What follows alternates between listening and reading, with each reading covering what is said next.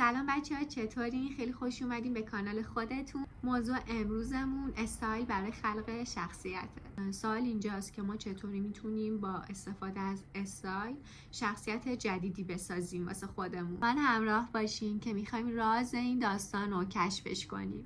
استایل شما بیانگر شخصیت، احساسات و حتی اهداف شماست. اما خب چطور میشه از استایل برای خلق شخصیت استفاده کنیم؟ مثلا یکی دوست داره که خیلی رسمی باشه، خیلی جدی باشه، لباسای کلاسیک انتخاب کنه و همون آدم احتمالش هست که فردای اون روز استایلی رو انتخاب کنه که بی‌پروا باشه و بره سمت استایل‌های هنری و خلاقانه. هر استایل پیام منحصر به فرد خودش رو داره به دنیا میرسونه.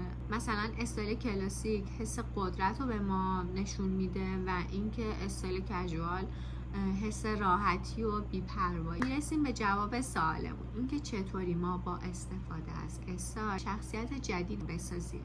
اول با خودت رو بشناسی، اینکه میخوای تو اجتماع چطوری دیده بشی، حس قدرت رو برسونی یا نه. اگه میخوای اون حس قدرت رو نشون بدی، باید از استایل کلاسیک استفاده کنی.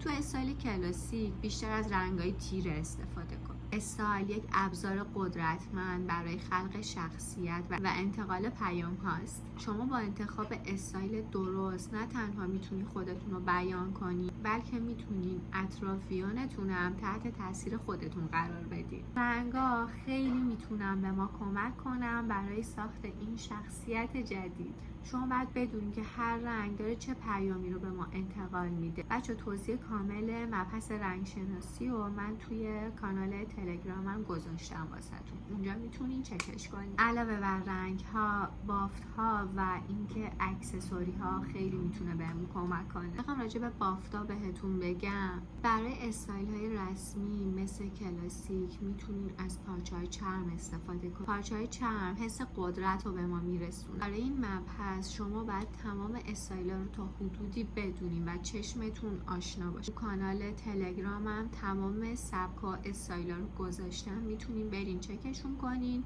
چشمتون عادت کنه به استایل های مختلف و اینکه انتخاب کنین. به هم بگین که برای خلق شخصیت جدیدتون میخواین از کدوم استایل استفاده کنین. اگه از این ویدیو خوشت اومد، ویدیو رو لایکش کن و اینکه نظرتمون پایین به هم بگو.